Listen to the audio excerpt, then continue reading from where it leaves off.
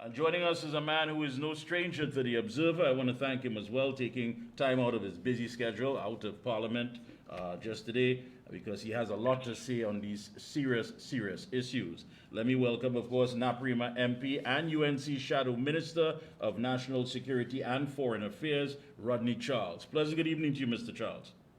Pleasant good evening, sir. And it's a good opportunity to wish season's greetings to your listeners. Thank you so much to all our viewers and everyone who's locked on across the region. Same to you as well and your family.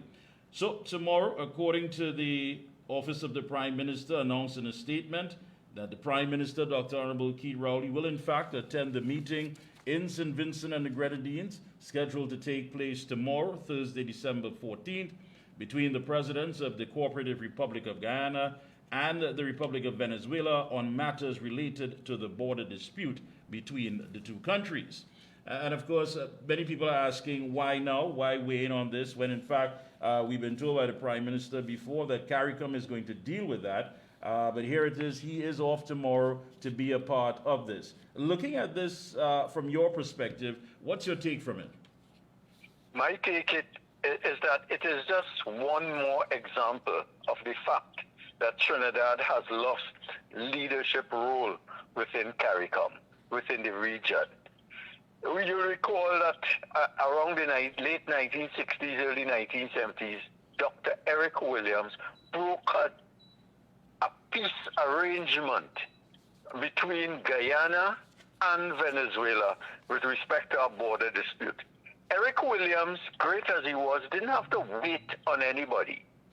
Had Eric Williams been alive today, and were he the Prime Minister of Trinidad and Tobago today, that meeting would have been held in Port-au-Spain, as it was decades ago when Eric Williams brought peace to the warring factors.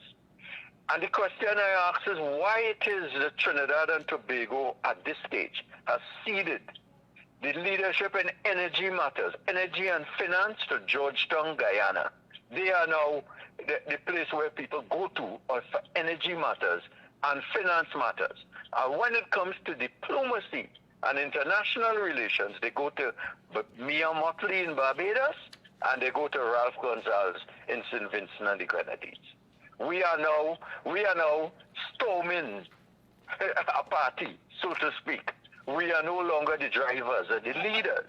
And hold on, and stick a pin in there, Mr. Charles, because you're quite correct there, because I believe it was last Friday, Dr. Rowley said that CARICOM and the people of Guyana did not want a mediator. He said the people of Guyana are firm in their position that Guyana does not encourage and does not require that its problem be dealt with any mediation.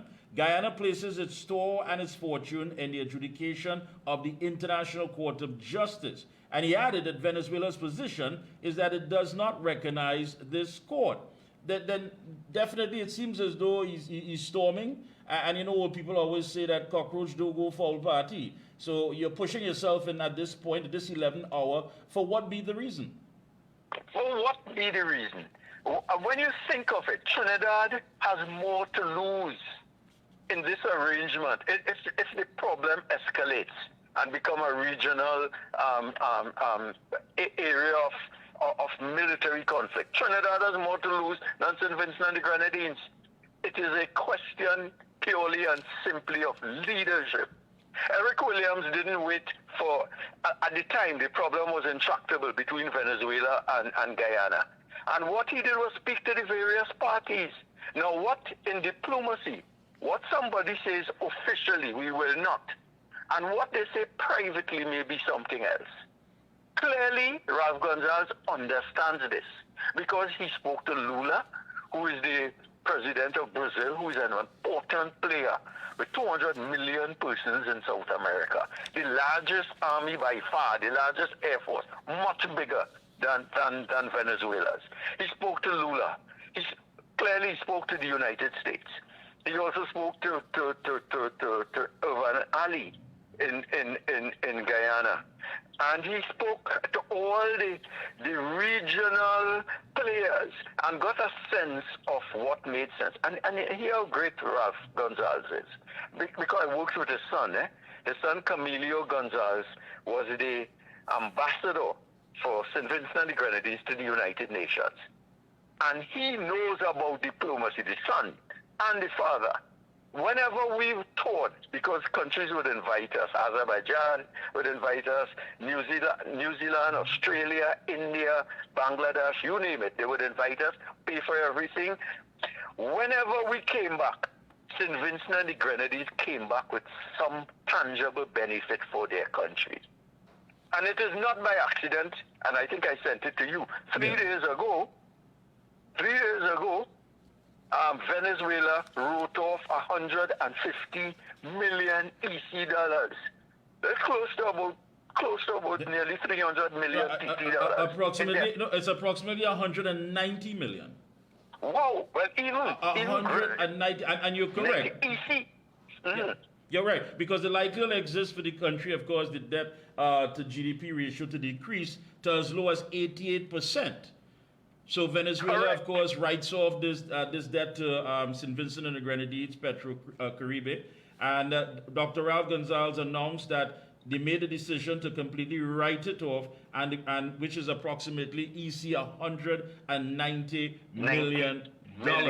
Now, when you look at all of this and take in consideration what is going to be happening tomorrow in St. Vincent and the Grenadines, Dr. Gonzalez is definitely displaying a bureaucratic leadership style. And that leadership style, of course, is leaders rely on established rules and procedures to guide their leadership approach. Because you have many people who are weighing in and don't seem to understand the whole geopolitical realm of things, which, and I always hear you say that, geopolitics is where you can tell somebody how you feel, go jump off, a short plank, but yet still, it's how you do it in your delivery. Because, go ahead.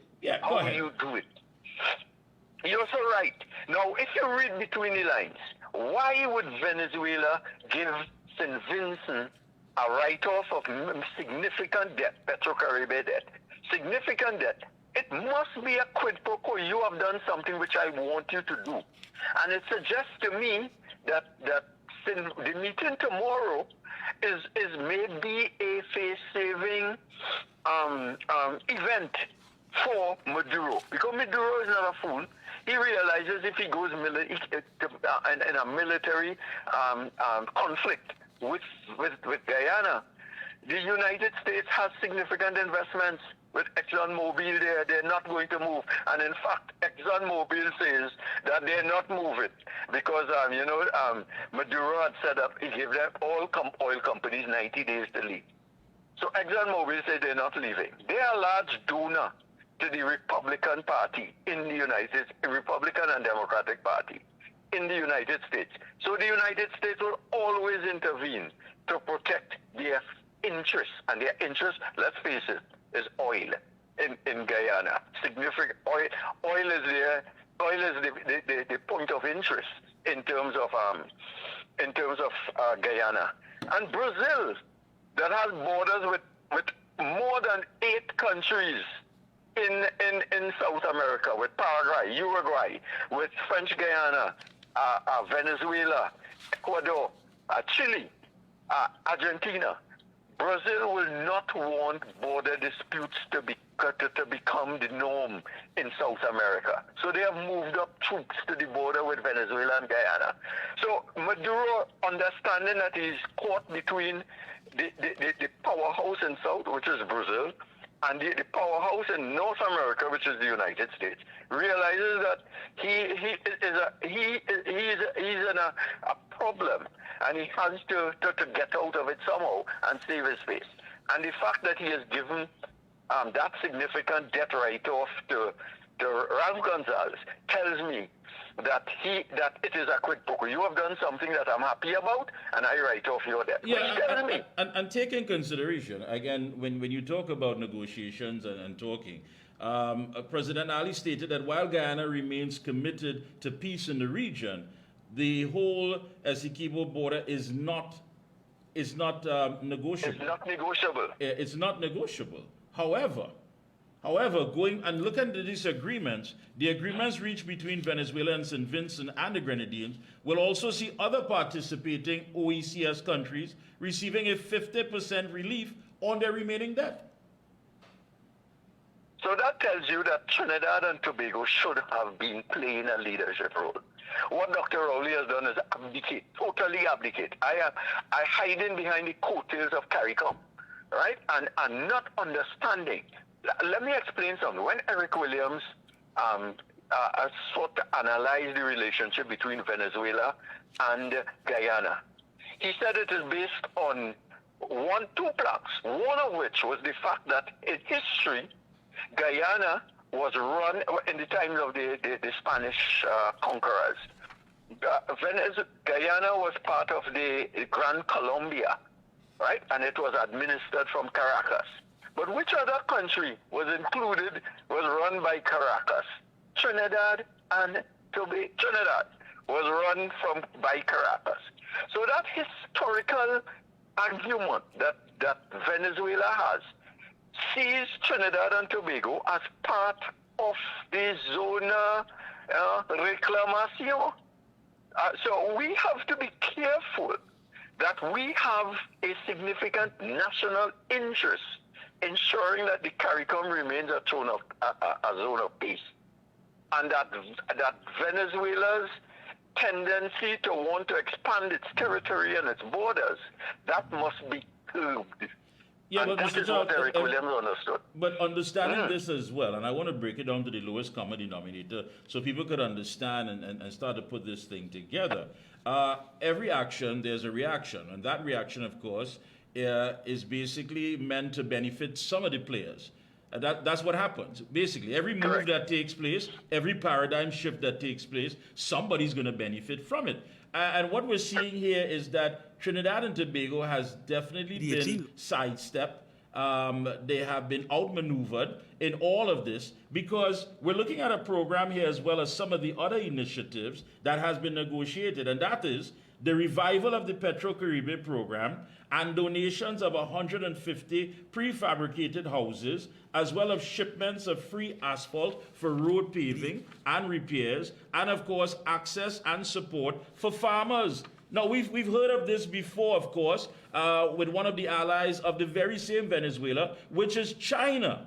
Is this playing out now? Listen, I'm going to make this move. I'm going to make a bold move. But listen, I'm not just going to do this and not include some of the players in the region. And those of you who are smart enough to understand what's taking place, you would hitch your wagon onto my move because there are benefits in it for you and your country. So Venezuela is now the godfather of the Caribbean in the way that we were the godfather of the Caribbean in the 70s, 80s, and 90s, up to 2000. You recall that we had a CARICOM petroleum facility by which CARICOM countries would buy oil and petroleum products from Trinidad at a reduced price, and we had a large fund arising out of that we give benefits to CARICOM. Well, that has been totally replaced now by Petro-Caribbean. So what one will very well find is that Venezuela will now, and Venezuela now play a significant role in CARICOM. And don't be surprised that down the line there may be some accommodation between Guyana and Venezuela, and that will accentuate the focus of power, geopolitical power, with Guyana and Venezuela and Barbados and St. Vincent and the Grenadines, and we will be left out. Already they are the let me ask you, so again, you said left out. So is that where we're going to be in the equation? In the scope of everything that takes place, we've simply been outplayed, outmaneuvered, sidestepped in all of this. In a part where we're looking at this whole global inflation, the global economy coming out of a pandemic, one would think that the government's priority was to take advantage of all opportunities that exist. Whether good or bad or indifference about it, it would have been creating something that would have had opportunities for the people of Trinidad and Tobago. Are we then going to be left out of the equation completely? Well, not only left out, we will be a beggar maid. Because if let's just think. If Maduro is able to, through Petro-Caribbean and all those things, the loan reduction and building of schools and houses and whatnot, if he's able to have some measure of geopolitical control over CARICOM, and he already has it through ALBA, those are the group of countries that consistently support Maduro's position. If that happens, and Trinidad and Tobago, instead of being a leader, is now dependent on dragon gas and Laurent Manatee, we are in effect, our future, our economic future, our energy future is tied to Venezuela also. So we will in a very unintended way end up with CARICOM as being part of the Venezuelan axis of power. Now, one would have thought that Trinidad and Tobago, thinking through this thing, would have linked significantly with Guyana. Guyana has oil. They have financial resources. There are a number of Trinidad businesses, Movitong and whatnot, that are already in Georgetown and in Guyana. One would have thought that we would have hedged our bets by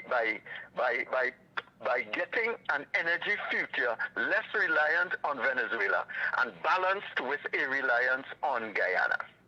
That requires significant transcendental thinking that both Stuart Young and Dr. Rowley are incapable of providing for us at this time. Well, Mr. Jack, stick up in. I like where you're going with this, because you've made it quite clear that there's going to be opportunity here. And again, I want to share with the viewers, because in the current climate where oil prices have risen by at least 60% in 2022, it means that the St. Vincent Electricity Services Limited, VINLEC, will spend 35% less on fuel to generate electricity once the Petro-Caribbean deliveries begin. There's a bag of goodies and benefits here for St. Vincent and the Grenadines and other OECS participating countries.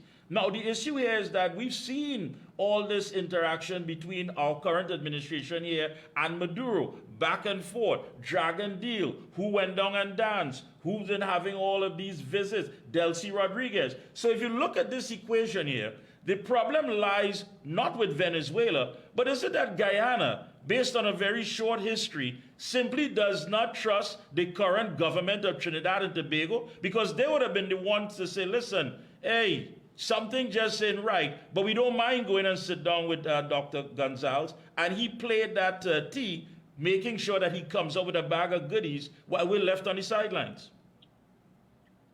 It is indeed sad, my brother. It is indeed sad that we lack vision. Yeah. We lack a sense of possibilities, and we lack the ability to geopolitically and use our international relations to assist the development of our country. So where it stands, all the to-in and fro-in we have with Guyana, with Venezuela, we are told in Parliament today that gas will start coming in 2027 or 2028. Now look at that, 2027 gas will start coming from Laurent Manatee fields in Trinidad. So while we are hoping in 2027 for something from Venezuela, these Caribbean countries have already gotten millions from Venezuela. So they got millions already, and we have a hope that somewhere in the future, 2027, 2028, gas will begin to flow. But by the time that gas flows, you will find that fossil fuels will cease to have the markets that they have today. We had just had COP, the COP climate change meeting being held, and they have recommitted, albeit haltingly, recommitted to the removal of fossil fuel as an energy provider in the future. So gas will be coming, albeit cleaner than oil and diesel, gas will be coming, but at a time when it will be phased out globally. And Trinidad and Tobago may be held. We spend time, we spend money, we travel, we negotiate. We have expended significant negotiating goodwill in the United States and trying to get the various sanctions amended. And we'll find that when the goodies come in 2028, the market may not be there. That is the kind of nonsense we have in terms of foreign policy. And I agree with you. We were outmaneuvered. And, you know, where Prime Minister Gonzalez has also added that Venezuela is receiving nothing from the arrangement other than the knowledge that they stood in solidarity with the nation during its time. Now, that says quite a lot. Yeah, if you're going to be my friend, there's going to be benefits with it. And unfortunately, Trinidad and Tobago has not been viewed in such a light. And maybe that's why someone is trying to get there to be a part of this meeting, to push themselves in, to insert themselves in the 11th hour because they realize, listen, I have been outplayed.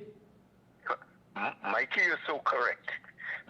Trinidad has realized that we are irrelevant. We have been outmaneuvered. We have been outplayed.